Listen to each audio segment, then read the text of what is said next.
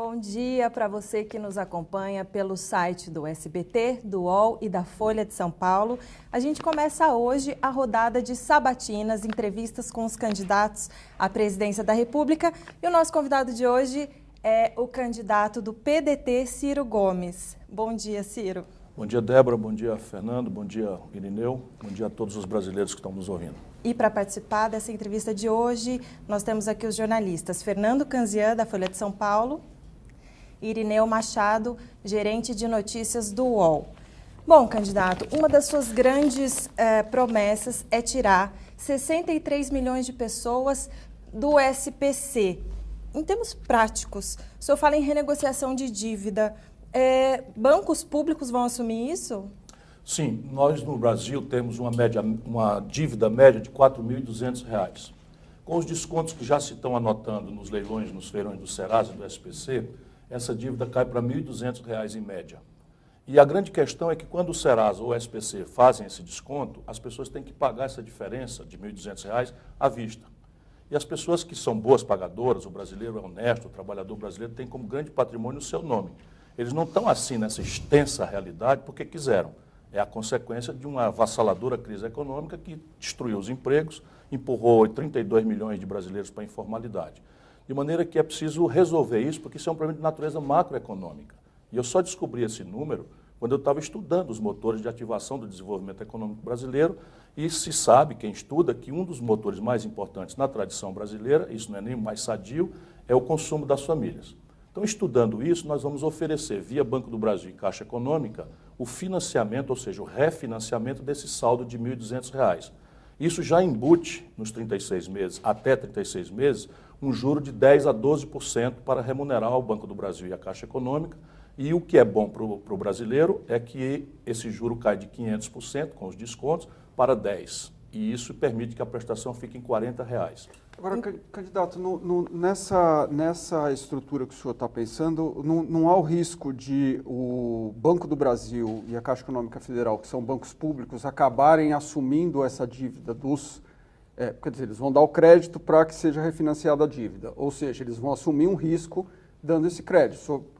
O devedor ele vai acabar se livrando de uma dívida com o Itaú, com o Bradesco, por exemplo, e vai acabar tendo uma dívida com o Banco do Brasil. E todos nós, contribuintes no Brasil, poderemos ter que arcar com essa dívida se o contribuinte não pagar. Claro que eu não faria isso com esse buraco. Né? O que eu estou oferecendo é botar o governo, a força do governo brasileiro, para negociar um desconto até maior do que os 80%. Eu estou fazendo cálculo naquilo que já existe, sem o governo ajudar. Portanto, é provável que eu consiga um desconto ainda maior. E quando o cidadão refinanciar, ele já tira o nome dele do SPC imediatamente. E como é que eu vou minimizar os riscos da inadimplência aqui? Isso é no ambiente de um programa de geração de emprego e renda e de ativação da economia. Mas eu vou usar uma prática que eu já ajudei a montar no Banco do Nordeste e que funciona há mais de 10 anos com grande êxito, que é o aval solidário. As garantias, você sabe, você pode oferecer uma casa em garantia, mas o pobre e a classe média não tem mais nem sequer isso disponível para fazer. E o aval é uma das condições. Então, você lá, como é que a gente funciona? A gente junta 5 a 10 cidadãos, que são amigos, que se entendem, e um avaliza o outro.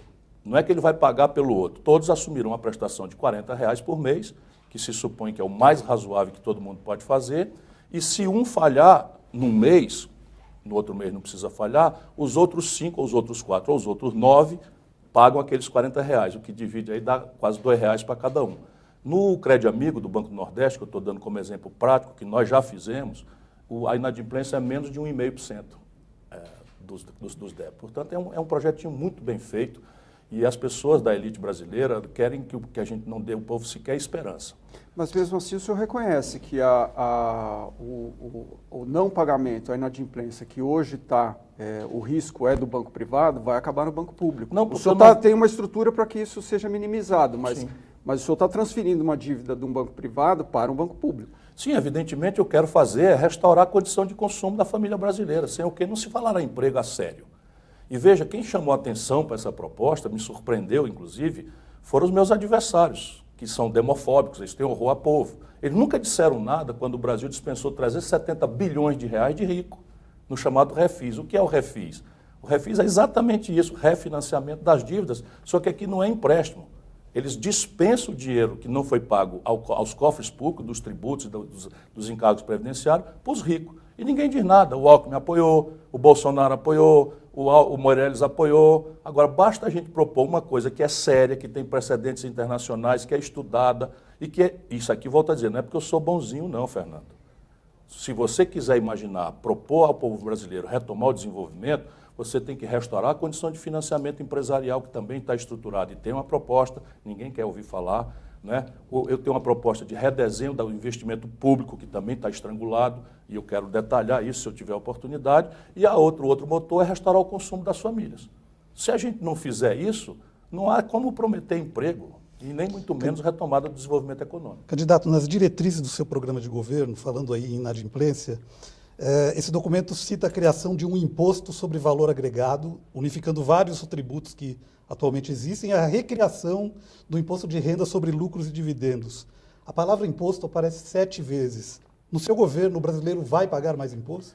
O pobre e a classe média, no meu governo, se eu puder viabilizar as ideias de um projeto nacional de desenvolvimento, que é bem concatenado, vai pagar menos imposto. Agora, os ricos, aquele 1%, não é, que no Brasil tem mais de 50% de toda a riqueza, vão pagar mais. Por quê? Porque é assim que se faz nas melhores práticas internacionais. Só o Brasil e a Estônia, Irineu, um pequeníssimo país do leste da Europa, não pagam imposto sobre lucros e dividendos. Não há razão para a gente não cobrar. Um grande banco no Brasil, dos 3 maiores bancos que monopolizam praticamente todo o sistema financeiro, acabou de pagar 4 famílias, 9 bilhões com B de bola de reais de dividendos, não pagaram um centavo de imposto. Enquanto isso, uma pessoa que ganha R$ 2.049 paga 15% de imposto.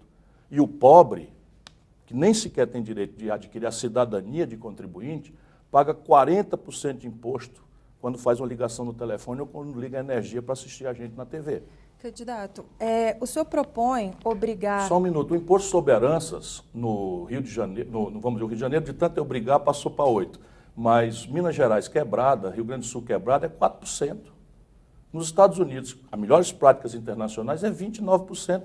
Eu quero fazer uma coisa moderada, só vão pagar esse imposto mais pesado as heranças acima de R$ 2 milhões. E por que eu falo isso antes da eleição, correndo o risco das incompreensões? É porque eu quero dizer ao povo brasileiro de onde virá o dinheiro para eu botar metade dos alunos que hoje têm de 11 a 19 anos em escola técnica de tempo integral, profissionalizante, com estágio remunerado pelo governo. Parece outra promessa mirabolante, já é realidade para 1 de cada 3 escolas do Ceará, que é um dos estados mais pobres do Brasil.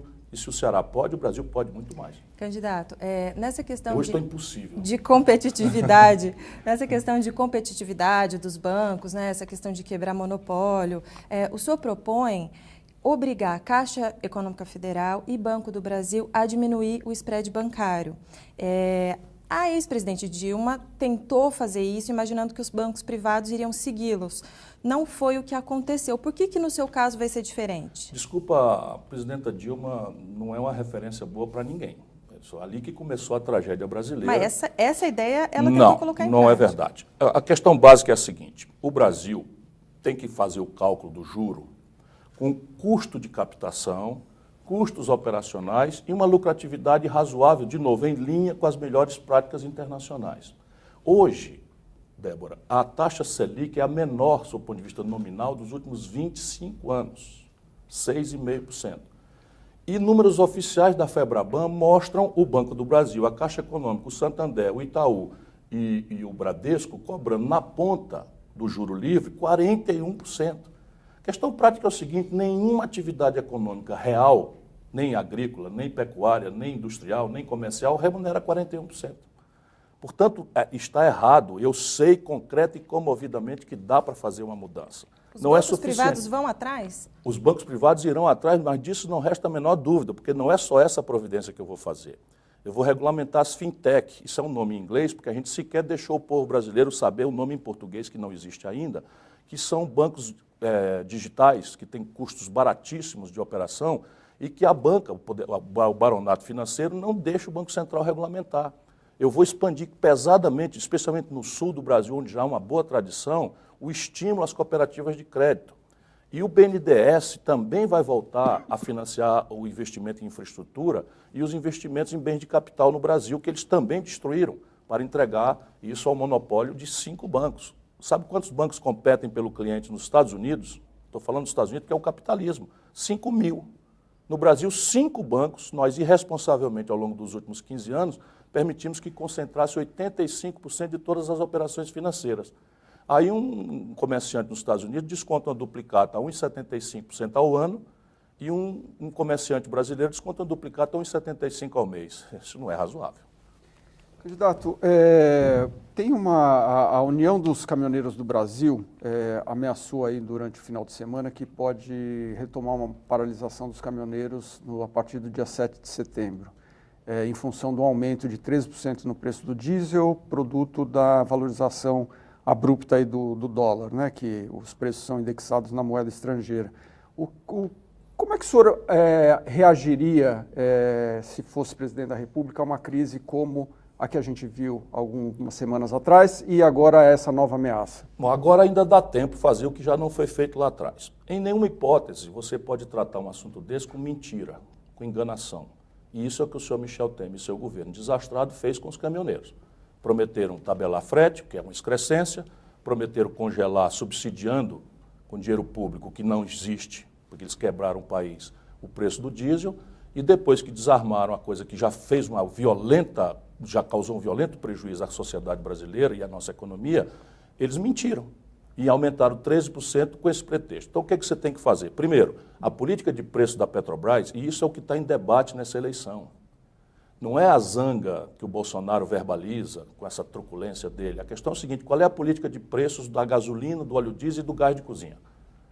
No mundo inteiro, o petróleo é 80% estatal, 20% cartel internacional. Por que 80% estatal? Porque o petróleo é um preço que mexe com todos os outros preços, da comida ao remédio, da roupa ao meio de diagnóstico médico. Então, 80% do petróleo do mundo é controlado pelos estados para tentar minimizar esses ciclos que o petróleo vai de $30 ao barril a $110 em um ano.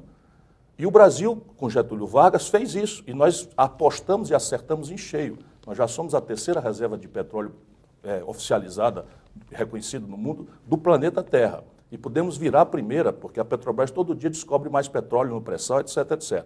Como é que nós devemos cobrar esse petróleo? Pelo preço especulativo internacional ou pelo custo de produção aqui? O verdadeiro sentido de existir da Petrobras é propor ao povo brasileiro, é oferecer ao povo brasileiro as vantagens de nós termos uma companhia estatal com alta excelência tecnológica, com alta capacidade de refino, inclusive. Portanto, remover esse preço estúpido. A diferença é simples, Fernando.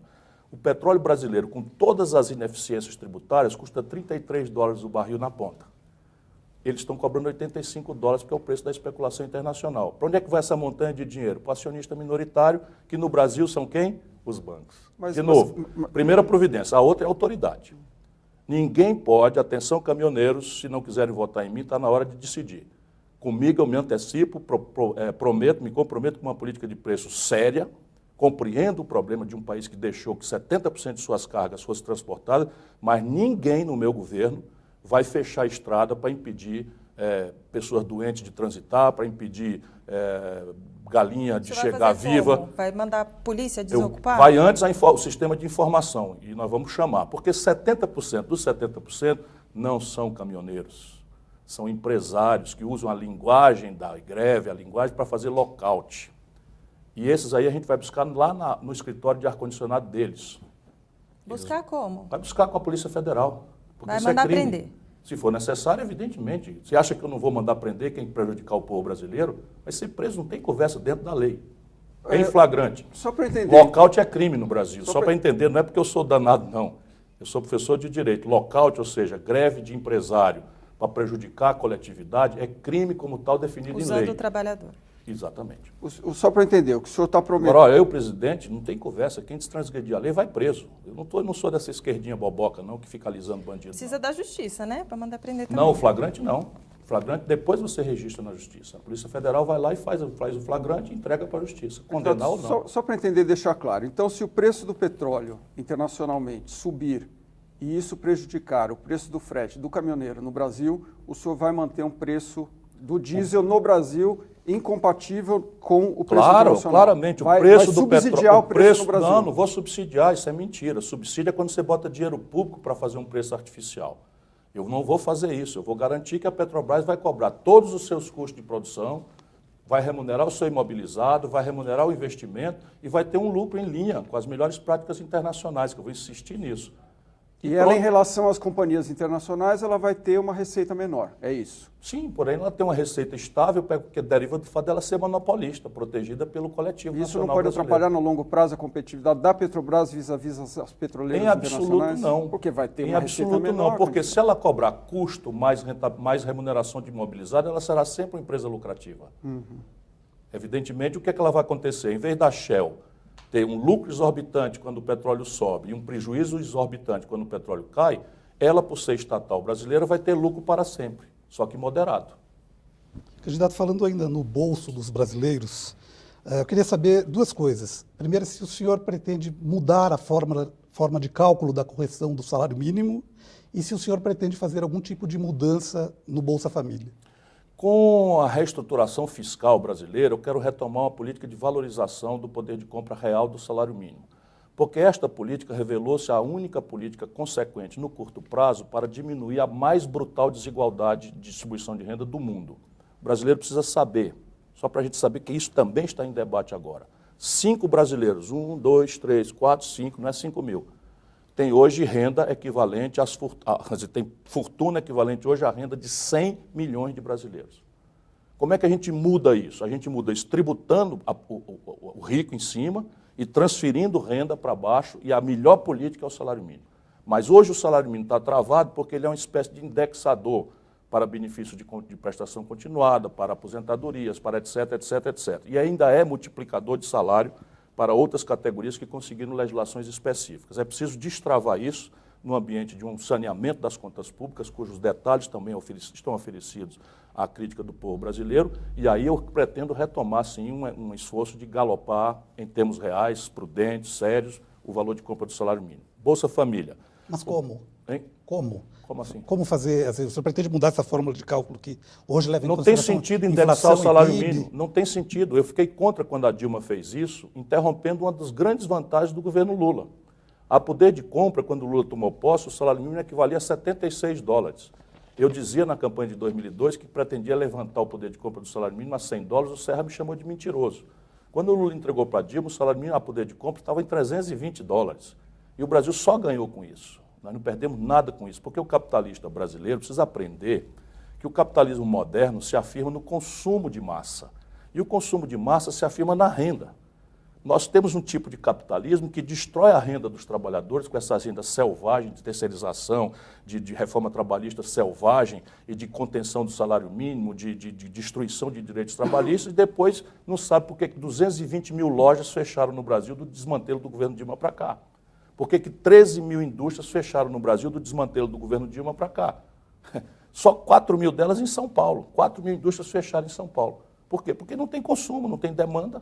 Se você não tem consumo, não tem demanda, ninguém vende, ninguém produz, não tem emprego, nem tem renda pública para financiar a saúde, nem segurança, nem coisa nenhuma. E o Bolsa Família? Bolsa Família é um programa de segurança alimentar. Não se pode alimentar a ilusão de que isso faz uma nação ir para frente. O que faz uma nação ir para frente é o trabalho decente, bem remunerado. Isso é o que faz uma nação prosperar, superar os seus desafios, etc. Porém, é fato que há no Brasil hoje 40 milhões de pessoas que, tendo Bolsa Família, comem. Não tendo Bolsa Família, passam fome. E isso eu quero levantar a voz aqui, porque estes canalhas neoliberais do Brasil não compreendem isso e ficam insultando a miséria, a dignidade dessa gente. E é preciso que a gente levante a voz, porque nós não podemos aceitar isso. Quais canalhas?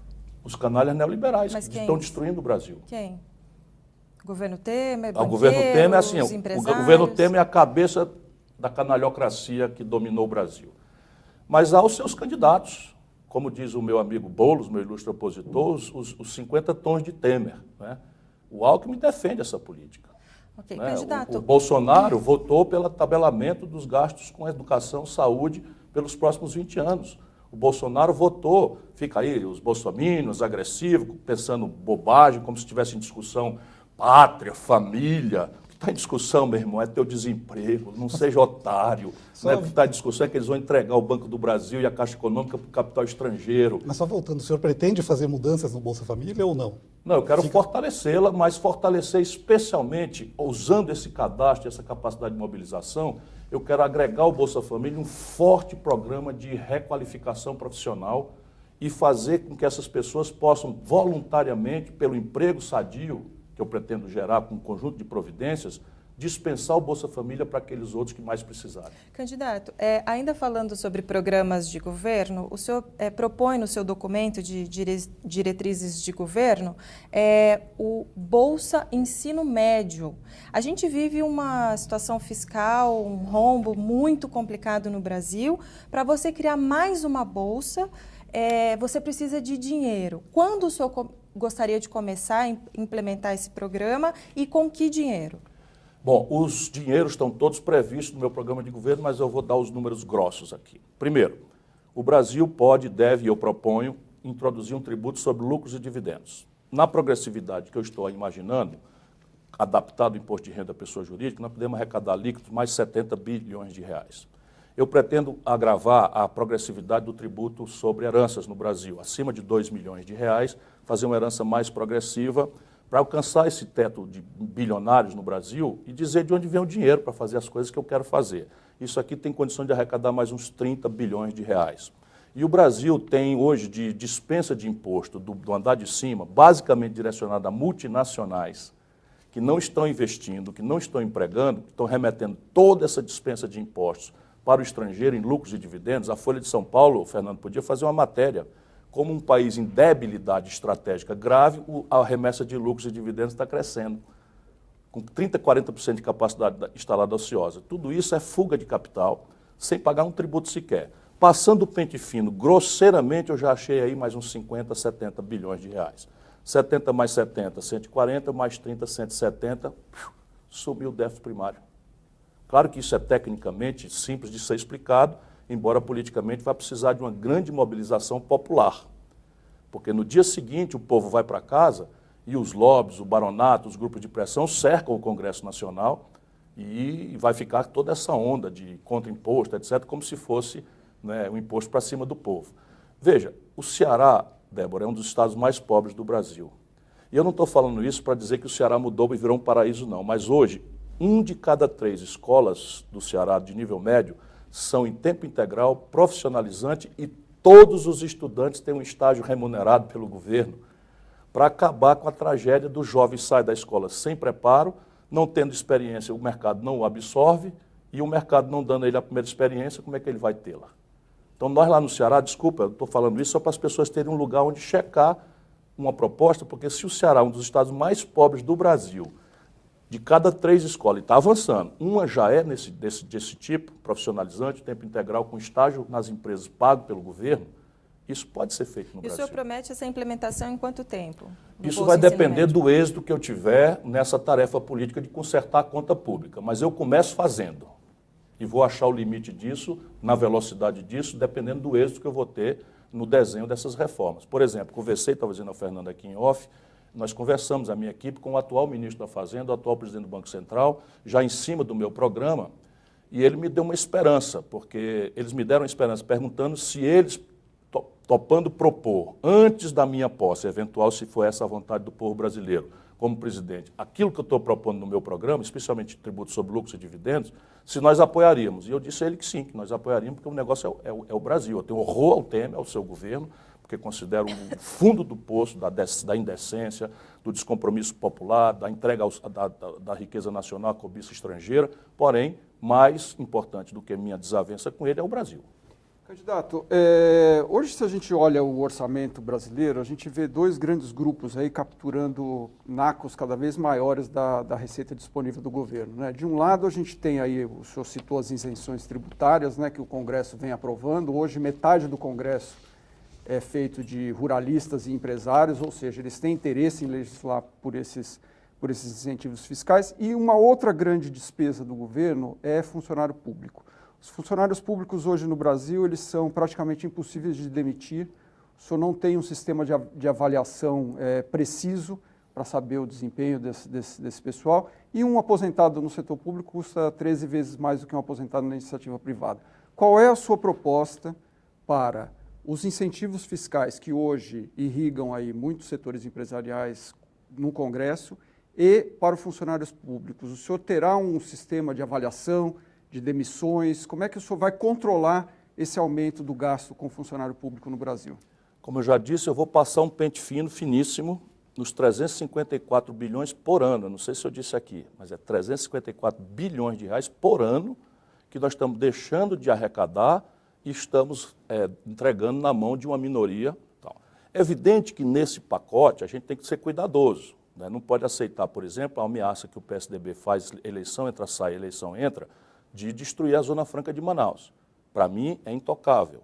Não é porque eu sou bonzinho, é porque dali vem 8% do produto industrial brasileiro.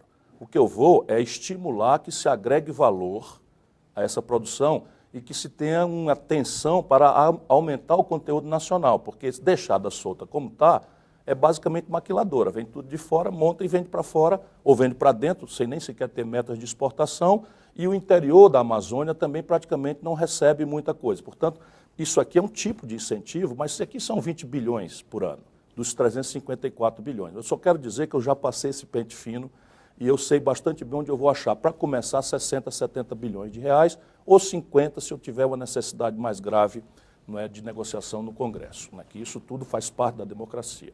Funcionalismo público. Primeiro é preciso deixar claro ao povo brasileiro que pelas práticas internacionais, pelos estándares internacionais, pela literatura, o Brasil tem muitas distorções, mas esse não é o problema nacional.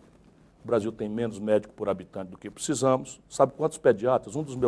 Das minhas metas caiu, porque eu vou estudar as coisas, e eu queria agregar um pediatra a cada grupo de 8 equipes de saúde da família.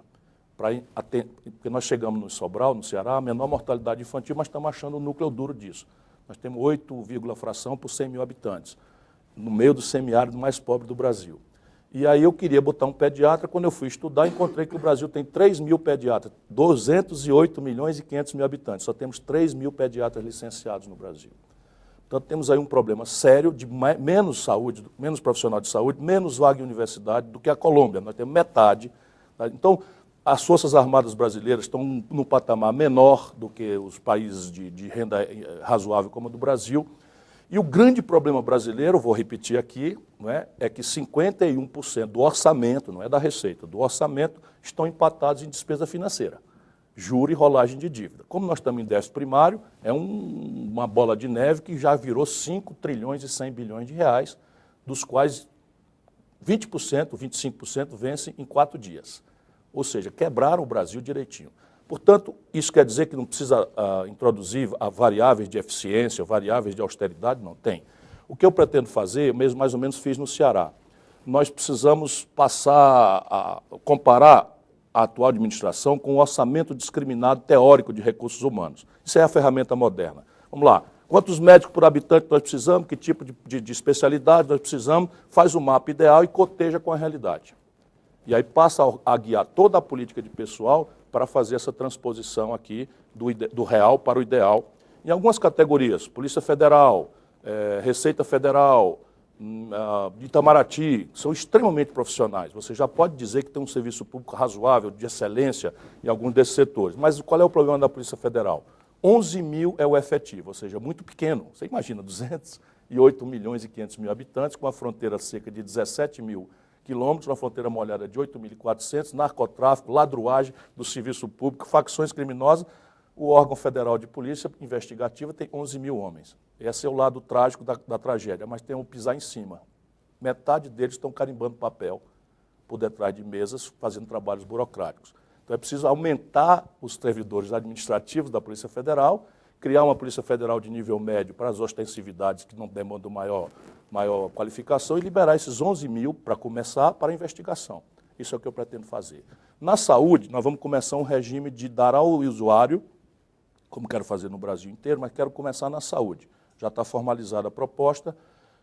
Para cada unidade básica de saúde, nós temos de 8 a 10 funcionários. Eu vou segregar dos 128 bilhões de reais do orçamento, 4 bilhões para premiar as unidades básicas de saúde brasileiras, que estão ao encargo dos municípios, parte nos estados, com o cumprimento de metas. Meta de mortalidade infantil, meta de mortalidade materna, meta de prevenção do diabetes, meta de prevenção de hipertensão, metas conjunturais, tipo chikungunya, zika, que entram e saem da nossa realidade, estão mais entrando do que saindo, e um dos elementos de avaliação vai ser a satisfação do usuário. Atingindo essas metas, inclusive a satisfação do usuário, eles vão receber um prêmio de R$100 mil por ano para dividir proporcionalmente com a equipe de saúde da família. Isso lá, onde nós já experimentamos, tem um efeito extraordinariamente positivo. Candidato, o que o senhor pretende fazer com as universidades federais, caso o senhor seja eleito? Permanecerão gratuitas em todos os níveis, porque esse é o último lugar onde a classe média brasileira ainda tem alguma coisa de volta do Estado. A classe média paga imposto pesado e está muito zangado porque não acredita no serviço público. De educação, bota o filho na mensalidade escolar, de saúde, tem plano de saúde, embora desconte do imposto de renda, ela crescentemente está onerada pela segurança pública nos condomínios, porque ele também está com medo e não acredita na segurança pública. Portanto, é muito clara a minha proposta de manter a Universidade Federal Pública gratuita e quero expandi-la. Vou me propor uma meta, embora lembrando que o Lula tenha tido 8 anos, eu só faço planos para 4 anos para mim, embora quero deixar o Brasil com um projeto de longo prazo. Mas pretende se Mas eu reeleger? quero revogar. Só parênteses. Você sabe, eu sempre achei que a reeleição era uma impertinência. Sempre achei. Eu preciso saber se eu tenho direito, a essa altura, de me presumir eleito e já falar em reeleição. Eu não faço isso. Tá, desculpa, pode Não. retomar. Então, a ideia básica aqui é que você tenha, eu tenho a meta de quebrar o recorde do Lula. Enquanto se esculhamba o Lula foi o presidente que mais abriu universidades no país. E é assim que se muda estrategicamente uma nação, com educação e trabalho. Candidato, vamos falar sobre corrupção? Vamos. A revista Veja traz essa semana, o senhor deve ter visto, já soltou nota, inclusive, uma entrevista com o ex-tesoureiro do PROS, partido ao qual o senhor foi filiado.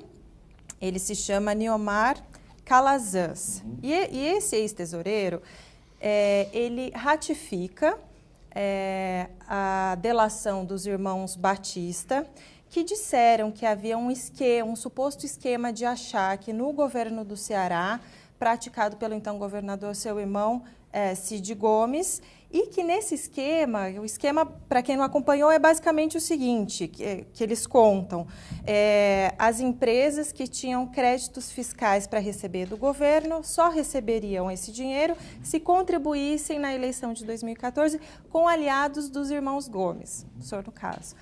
E ele diz pela primeira vez que o senhor sabia desse esquema e participava desse esquema. Isso é verdade? Ele só disse isso? Ele disse que tinha uma prova? Não, ele diz o seguinte, quem sabia disso? Todo mundo sabia. Eles fizeram uma jogada lá e o dinheiro veio desse acerto com os empresários. Todo mundo quem? Perguntou o jornalista. O governador Cid Gomes, o Ciro, o governador Camilo Santana, o Eurípides Júnior, o Arialdo Pinheiro, o deputado lá. O Ciro Gomes sabia e participava com certeza. Ele também sabia que seu irmão Cid pedia propina para a JBS. No Ceará, um não faz nada sem o outro. Cid Gomes era governador por indicação do Ciro. É isso. Não tem mais. Tá, posso continuar. Quando um está em um partido, o outro também está. Eles trabalham em conjunto. O senhor tem alguma prova de que Ciro sabia e participava de tudo? Prova material eu não tenho. Que tipo de prova uma testemunha pode ter? Eu só quis fazer a molecagem de obrigação. Um papel dizendo, olha, estou achacando o senhor? Não, é simples, uma gravação, uma delação premiada, um testemunho replicado por outro, um documento, uma pista, uma pegada, seja o que for. Veja, essa revista, moribunda, ela é dirigida, controlada pela terceira geração de gangsters, que eu denuncio há muito tempo. Gangster mesmo, a serviço, né, dos interesses internacionais mais extraordinários, a serviço de um baronato corrupto no Brasil. E agora já estou informado, senão já tinha posto na nota de repúdio e já processei, que é o que resta fazer numa democracia mesmo combalida como a nossa. Mas essa reportagem foi encomendada pelo Michel Temer, sua quadrilha. Em troca, o senhor tem prova disso? Eu tenho. Como? O financiamento no BNDES, que eles quebrados estão obtendo. Isso Eles é uma estão quebrados. Então, você receber dinheiros, créditos fiscais, Não. aspas, em eu troca estou dizendo a motivação. Em troca eu estou dizendo a motivação. Isso aqui é verdade ou não é verdade? Contribuição eleitoral também não poderia ser uma prova? Então, se o senhor está dizendo que dinheiro... Então vamos lá, quem sou eu e quem é esse cara? Quem sou eu e quem é esse cara? Vamos lá, vamos no oposto. Eu só quis, de moleque que eu sou, botar na sua boca que não tem prova nenhuma. Mas não é que não tem prova. Eu estou lendo a reportagem, Sim, tá? claro. Eu estou só pedindo para você ler a última frase, em que ele simples e puramente diz que não tem prova. Certo. E assim haja a revista Veja, guiada por esse baronato gangster, não é? Que são os tívitas. Isso aí eu já conheço há muito tempo. Em 2010 eles fizeram a mesma coisa. Está lá na minha nota. Em 2010 fizeram a mesma coisa, dizendo que eu estava investigado por um esquema cearense na véspera da eleição. A Polícia Federal, no mesmo dia, soltou uma nota dizendo que não tem investigação nenhuma. Isso é o que importa. Eu não estou respondendo, nunca respondi em 38 anos de vida pública por nenhum malfeito, nunca tive meu nome envolvido em nenhum escândalo. Chega 30 dias antes de uma eleição, a revista Veja, baseada num depoimento de um escroque, que eu não sei quem é, pode até ser que tenha uma fotografia comigo, porque quem a justiça deixar solto, eventualmente pode. E que pode ser conhecido pela internet, é só as pessoas procurarem. Portanto, o que é que eu fiz? Processei a Veja lá atrás como hoje, processei novamente e espero que a justiça dê reparo a isso. Mas eu garanto ao brasileiro, nunca meu nome foi envolvido, nem está envolvido em nenhum tipo de escândalo ou roubalheira. E só para completar, ele diz também que o senhor e o seu irmão compraram por R$2 milhões o comando do Diretório Cearense do PROS para dar as cartas nas eleições. O que o senhor tem a dizer sobre isso? Você acha? De onde é que eu vou tirar 2 milhões para comprar? Nas eleições nem eu nem o Cid fomos candidatos a nada. Só para desagrado deles, nas eleições que ele está falando, nem eu nem o Cid fomos candidatos a nada. O que ele argumenta é que é para eleger os aliados. Eu estou dizendo que eles também está processado, eu estou dizendo que isso é mentira. Simples e puramente. Não estou respondendo, nunca respondi por nenhum tipo de escândalo ou malfeito na minha já longa vida pública.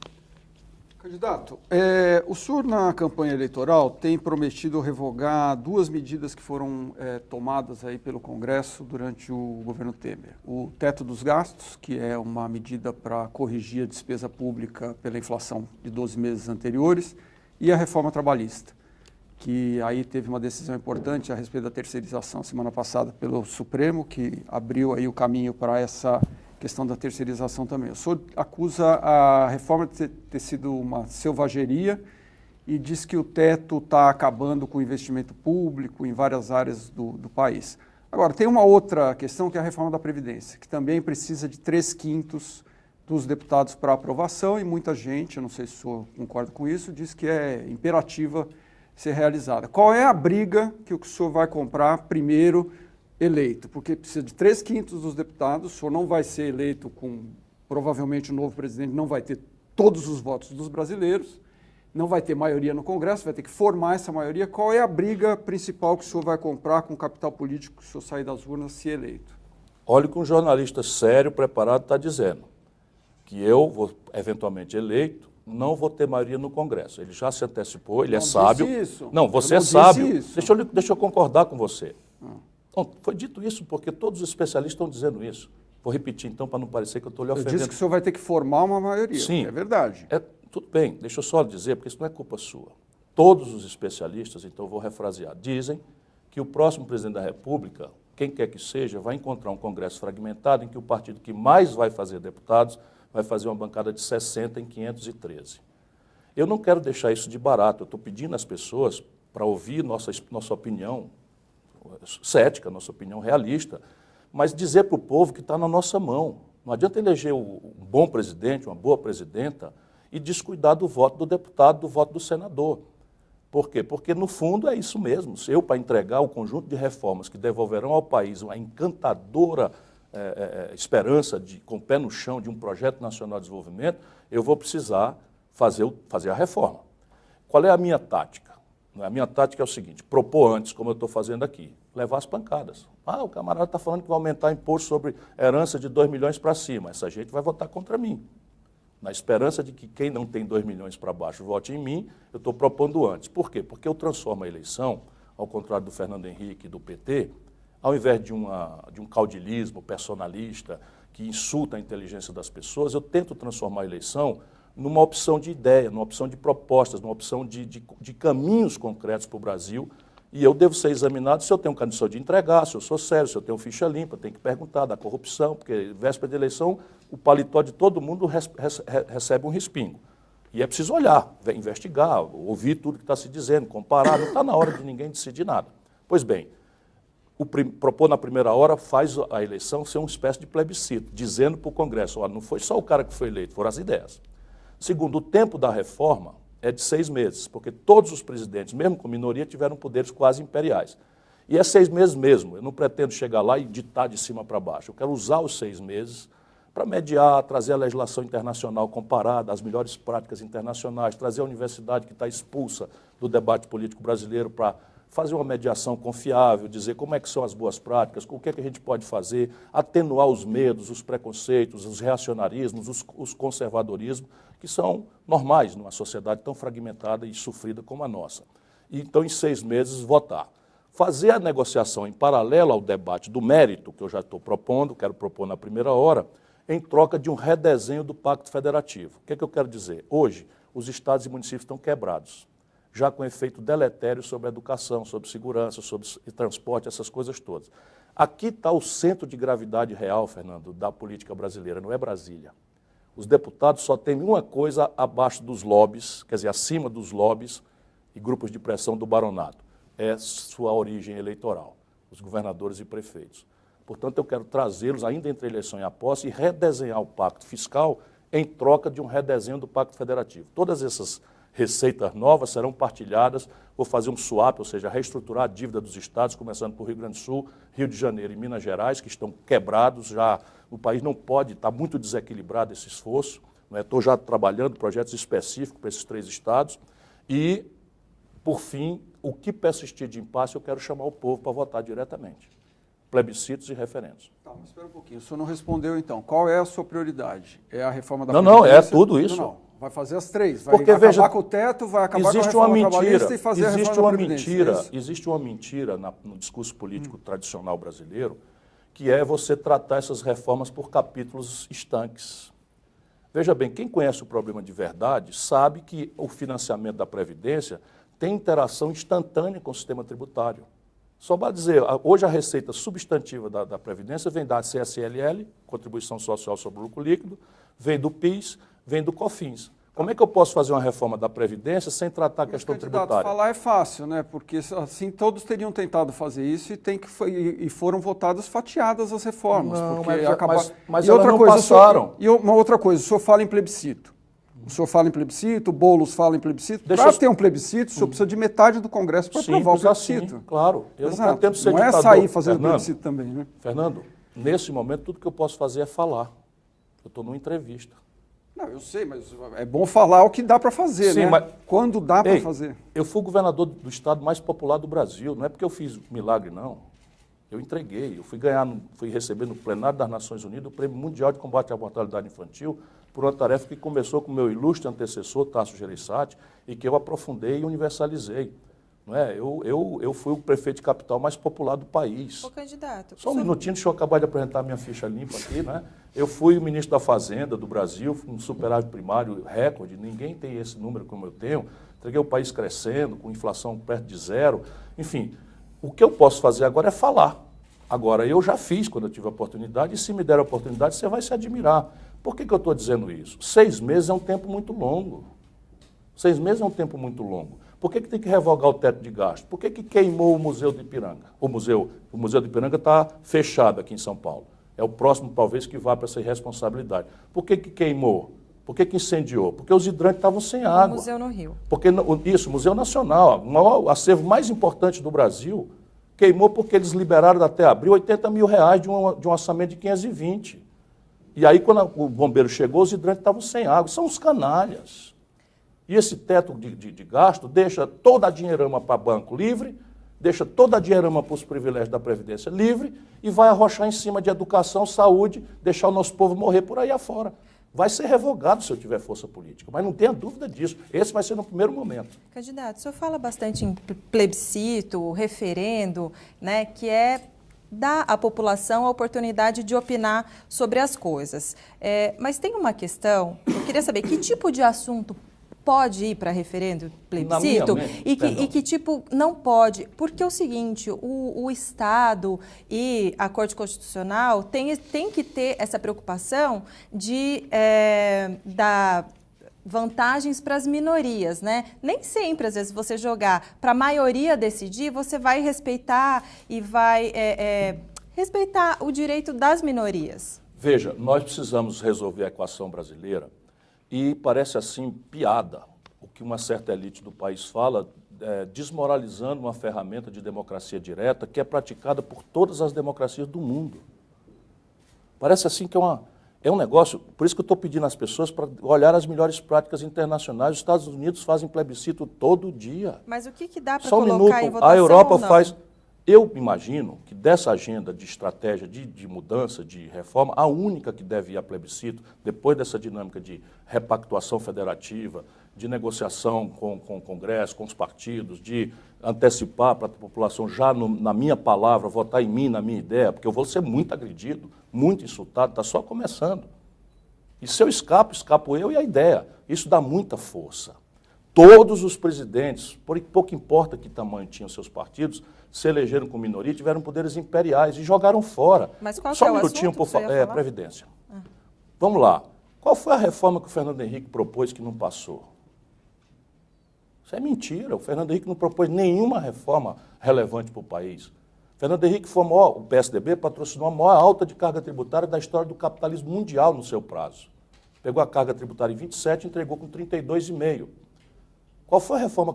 Vamos convir. Qual foi a reforma que o senhor Luiz Inácio Lula da Silva, meu amigo, propôs para a gente botar a culpa no Congresso que ele não votou? Vamos falar claro da nossa própria história.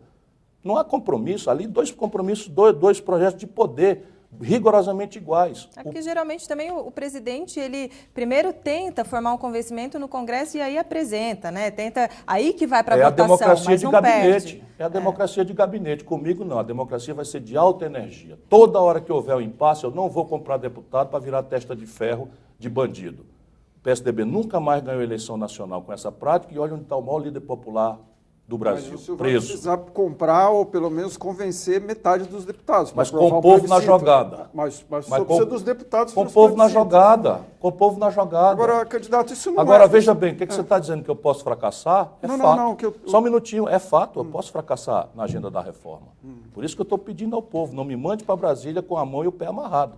Me dê um deputado que tenha decência, que tenha compromisso com você, com a sua agenda. E hoje é muito fácil, entra na internet, meu irmão. Quem votou para tabelar o gasto com saúde, educação, segurança por 20 anos, não pode falar em mudança. Só um minutinho. Quem votou pela reforma trabalhista não deve merecer o seu voto, se você considera que isso é uma selvageria. Portanto, ao invés de votar por simpatia, por ódio, dá uma olhada, meu irmão. Vê de onde é que vem o cara. Como é que alguém pode falar que é a favor do povo e vota uma reforma dessa natureza? Mas, candidato, eu volto à pergunta. O que o senhor vai priorizar? Porque prometer tudo na campanha, o senhor pode prometer. Agora, na hora que o senhor sentar na cadeira e tiver que negociar com o Congresso, o senhor vai ter que fazer algumas escolhas. Vamos lá. Eu fiz uma pergunta específica. O senhor vai priorizar acabar com o teto? O teto de gastos eu vou tensionar para fazê-lo antes de tomar posse.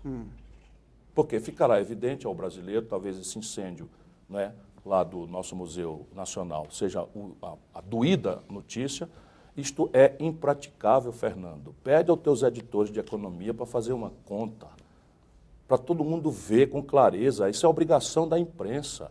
Não pode ficar na boca de um candidato que precisa de simpatia, como se eu fosse um Stroessner que estou pensando em gastar mais do que pode. Isso simplesmente é fisicamente impraticável. Nascem 3 milhões de bebês no Brasil por ano.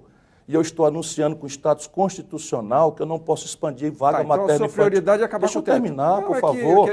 Não, isso é o primeiro. O primeiro. O segundo é a reforma fiscal e a reforma política. É tão pouca coisa. E a Previdência fica para depois. Reforma fiscal é a reforma dos dois. Não há como fazer uma sem a outra. Isto é descuido intelectual de alguns e mentira de outros. Por quê? Volto a dizer, a substância do financiamento previdenciário hoje são contribuições parafiscais de natureza tributária, contribuição social sobre o lucro líquido, PIS e COFINS, receita de loteria, etc. Então, você não pode falar em sistema tributário Sem falar na repercussão disso. Por exemplo, quando o Alckmin imita a minha proposta de IVA, contra a qual ele lutou a vida inteira, e lutou corretamente. Por quê? Porque os políticos de São Paulo são contra o IVA, porque o IVA é um tributo cobrado no destino, no consumo. E o sistema de ICMS cobra com crédito na origem. Como São Paulo tem quase metade da produção industrial brasileira, e você vende uma televisão lá no Ceará, e o imposto vem bater no cofre de São Paulo, porque é com crédito na origem, o IVA faz o Estado de São Paulo perder receita. Portanto, ele está só mentindo, insultando a inteligência das pessoas. Mas para fazer um IVA, você tem que acabar com a contribuição social sobre o lucro líquido, tem que acabar com o PIS, tem que acabar com o ICMS, tem que acabar com o ISS e tem que acabar, são 5 tributos que morrem, tá certo? Isto daqui, feito, destrói a receita da Previdência, percebe? Então não é possível tratar isso como 2 capítulos no prático. Não é porque eu sou um cara que estudo, que sou professor, entrega a política, não como meio de vida, é no prático. A gente precisa ajudar o povo a entender essas coisas. Candidato, só para a gente se programar aqui, tem só mais 10 minutos, tá. Muito assunto, vamos tentar então pergunta coisas simples, se eu sou Corinthians ou Palmeiras e tal. Eu tenho a simpatia pelo Corinthians, mas eu sou o torcedor mais vira-lata que existe no mundo. Você escolheu logo a maior torcida do Brasil. Não, mas é hoje. Eu vou te dizer, quando o Gabriel Jesus estava no Palmeiras, eu já estava virando. Quando o Neymar começou no Santos, eu já era santista desde pequenininho. Tipo partido, né, candidato? Eu sou mesmo doente agora de Sobral. Tipo o senhor faz com os partidos. Eu faço com os partidos assim. Falar de segurança pública. Mentiu para o povo, eu caio fora. Segurança pública. Que ações o governo federal deve implementar para combater facções como o PCC e outras, caso o senhor seja eleito? Transformar em federal, da investigação à prisão, a responsabilidade pelo enfrentamento do narcotráfico, da facção criminosa, dos crimes contra a administração pública, a corrupção e o desvio de dinheiro público, lavagem de dinheiro. E eu estou agregando a corrupção da polícia, dos órgãos policiais. Isso daqui não se faz com aparato, isso aqui se faz com inteligência policial, com tecnologia. Então eu pretendo criar, ou dar efetividade que acabou de ser criada, a um sistema único de segurança pública e reforçar muito pesadamente o orçamento da Senasp. E disponibilizar esse orçamento hipertrofiado, portanto a emenda 95 tem que ser revogada, o teto do gasto, eu vou condicionar a entrega desse dinheiro bastante volumoso aos estados e municípios que aderirem a essa ideia do sistema único. E aqui a grande tarefa é unificar as cabeças da inteligência policial, que hoje cada uma fala com a outra. Polícia Militar, Polícia Civil nos estados, Polícia Federal, Polícia Rodoviária Federal, os órgãos de inteligência das Forças Armadas e a inteligência da Polícia Federal, que vai liderar esse serviço de inteligência. E a ação será cirúrgica. Ao invés de aparatosa, nós vamos mapear, infiltrar, integrar o esforço e cortar a cabeça do crime organizado 1, 2, 3 vezes. Primeiro compromisso prático. Toda a cabeça dessas facções criminosas que comandam o crime de dentro da cadeia, com a anuência e o acordo das autoridades de São Paulo e do Rio de Janeiro, no caso do PCC e Comando Vermelho, serão imediatamente, eu tomando posse, transferidos para presídios federais e a lei a execução penal será alterada para quebrar a inviolabilidade das comunicações deles, inclusive com advogados. Como o senhor avalia a ação de intervenção militar no Rio de Janeiro? Foi um gesto demagógico que corresponde a um clamor popular para que se faça alguma coisa, mas como dito lá atrás, está dando no que era provável. Todos os indicadores pioraram. Candidato, ainda na área de segurança... E ainda perdemos quatro cidadãos brasileiros das Forças Armadas que a demagogia dos políticos de Brasília empurrou sem treinamento para enfrentar bandidos. O senhor é contra o uso do Exército nessas operações? A nossa Constituição permite, em circunstâncias muito exóticas, que não é o caso, que você use as Forças Armadas para a garantia da lei e da ordem. Nesse caso, evidentemente, foi uma fraude que se fez. O senhor fala em polícia de fronteira. Só para é uma guarda de fronteira que eu vou criar. É uma nova instituição? É uma nova instituição. E aí como é que faz? É concurso público? Claro. E quantas pessoas o senhor pensa? Poucas. Porque essa polícia terá uma característica. Ela será uma polícia extremamente tecnológica e digital. Porque 17 mil quilômetros de fronteira seca, você imaginar que vai fiscalizar com pilotão de exército, isso é pura e simplesmente uma mentira. No passado, em que não existia pequenos aviões, em que os aviões podem voar quase rente ao chão e ficarem fora do alcance do radar e tal. Portanto, essa polícia, já até visitei a França, o lugar onde se fazem microsatélites, etc., etc., essa fronteira será povoada, corresponde a 19% do território brasileiro, a faixa de fronteira. nós vamos fazer o sensoriamento remoto em tempo real com satélite. Por isso o Brasil precisa, né, ter uma política de ciência e tecnologia que evolua para um satélite, porque isso é necessário ser feito por questões de sensibilidade de segurança pública e de segurança nacional. E drones, para fazer o exercício da repressão. Tá certo. Ainda sobre, voltando ali sobre corrupção, tem uma passagem interessante no seu documento Diretrizes para uma Estratégia Nacional de Desenvolvimento para o Brasil. No item 11, o senhor fala assim, ó: em caso de qualquer acusação ou denúncia específica fundamentada, o ministro ou ocupante de cargo de confiança se afastará voluntariamente da posição e pedirá uma apuração independente, sem prejuízo das investigações dos órgãos competentes. Atestada a inocência, o funcionário volta e, havendo, não condenação, mas indícios concretos de irregularidade, será afastado definitivamente. Minha pergunta, isso é só para ministro funcionário ou vai valer para o presidente da República também? Claro que tem que valer para todo mundo. O presidente da República tem que dar exemplo. A tarefa do presidente, do chefe de Estado, não é só não roubar, é não deixar roubar. Eu não tenho dificuldades assim, sabe, com as questões escandalosas que envolvem o Alckmin, mas é flagrante que ele deixa roubar. Não é brincadeira, é flagrante que deixa roubar. Então, por exemplo, num caso de um eventual governo do senhor, sei que o senhor vai dizer que isso não vai acontecer, mas se acontecer, o senhor se compromete como presidente da República, caso esteja sendo investigado numa suspeita, se afastar temporariamente, assim como valeria para ministros e funcionários de confiança? Isso não vai acontecer. Não, mas eu quero saber, já que não vai acontecer, o senhor se compromete? Claro. Candidato, a gente está vivendo aí no dia a dia, né, essa crise dos refugiados na Venezuela, e agora tem até notícias de que os venezuelanos que foram para a Argentina, por conta da crise na Argentina, também estão saindo da Argentina e alguns vindo para o Brasil. Como é que o senhor resolveria essa crise que aparentemente vai demorar muito para ter um fim, né? Porque o governo da Venezuela a gente está vendo que não tem a menor intenção de deixar o poder. O senhor fecharia a fronteira, deixa como está? Qual vai ser a política num governo Ciro Gomes? Aqui são duas coisas. A primeira é a questão humanitária, agasalhar, proteger essa gente que sofrida, que perdeu casa, perdeu comida, perdeu roupa, perdeu pátria. E o Brasil tem a obrigação moral, pouco importa quanto pobres nós sejamos, e eu sei quanto pobres nós somos, o Brasil tem a obrigação moral por sermos quem somos. Nós somos um país construído pela força migrante, pela violência da escravidão, pela violência das guerras nos continentes europeus, que trouxeram italianos, poloneses, alemães, japoneses para o nosso país em grande profusão. Não é? Boa parte disso está aí miscigenado, gaúchos, enfim, migrando, fazendo a grandeza da pátria brasileira. Mas nós temos que lembrar também que há milhões de brasileiros numa diáspora, sem oportunidade no Brasil. Muitos são perseguidos nos Estados Unidos. Eu morei em Boston. O cônsul brasileiro não dava nem bola para o pessoal lá. Eles me procuravam para pedir coisas básicas.